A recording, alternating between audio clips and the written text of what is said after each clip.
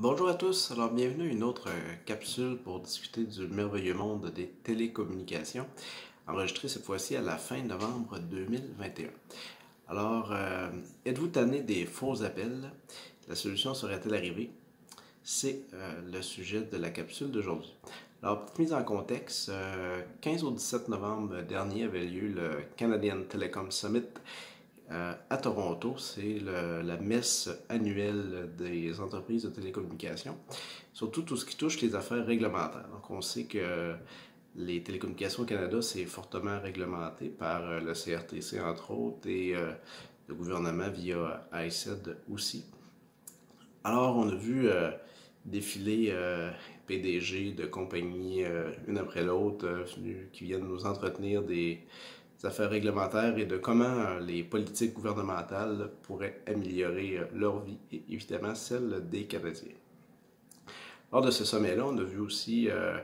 Ian Scott, qui est votre représentant officiel au CRTC, celui qui défend les consommateurs dans le monde des télécommunications, qui est venu évidemment nous faire le point de différents projets en cours, dont celui qu'on appelle Steer Shaken dans le jargon télécom. Alors, évidemment, tout le monde a déjà reçu des appels qu'on appelle des robocalls, donc des appels qui viennent de diverses sources qui se font automatiquement.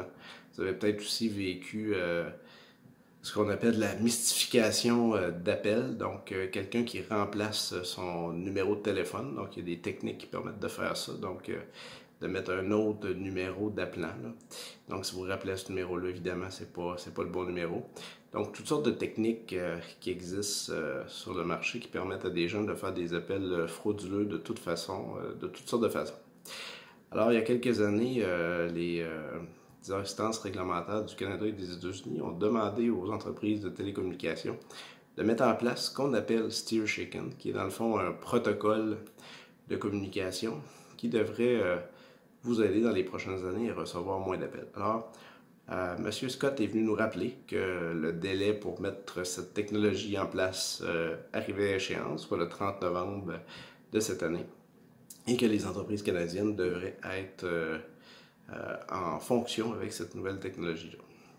Donc, vous n'avez rien à faire chez vous.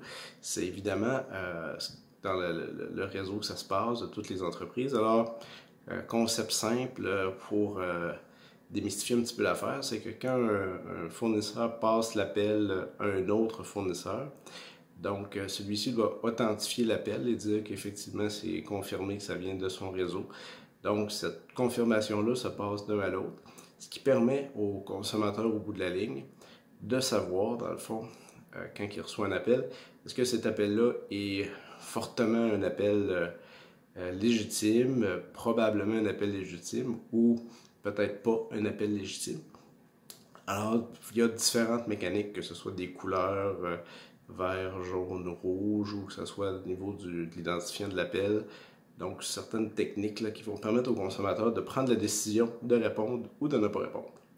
Alors, évidemment, si vous répondez à un appel qui est identifié rouge, eh bien, vous devez penser qu'il y a des fortes chances que ce soit un appel frauduleux, alors que si c'est un appel vert, il y a probablement plus de chances que ce soit un appel légitime.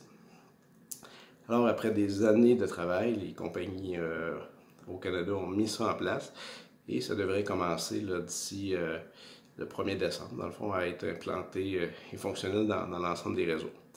Alors, pour tous ceux qui sont tannés des appels frauduleux, eh bien, c'est un pas vers la bonne direction. Malheureusement, tout le monde le dit, c'est qu'un des éléments qui va aider à réduire cette problématique. Et probablement que ce ne sera pas la solution miracle. Alors, on espère quand même que ça aura un impact. Donc, si vous voyez dans les mois à venir des options apparaître sur vos téléphones, que ce soit téléphone IP ou téléphone cellulaire ou autre, donc vous aurez peut-être une nouvelle option qui va vous aider à déterminer de quelle façon vous devez considérer l'appel que vous recevez. Mais malheureusement, ça n'empêchera pas un appel de sonner. C'est vraiment juste pour nous aider à prendre des bonnes décisions en tant que répondant à ces appels-là. Alors, c'est un pas dans la bonne direction. Évidemment, les instances réglementaires comme le CRTC vont continuer à travailler à d'autres technologies pour venir à endiguer ce fléau des faux appels ou des appels frauduleux. Alors, en espérant que ceci aidera et que ce sera évidemment une première étape, d'ici à ce qu'on puisse parler d'autres technologies qui viendront sûrement améliorer les choses dans le futur.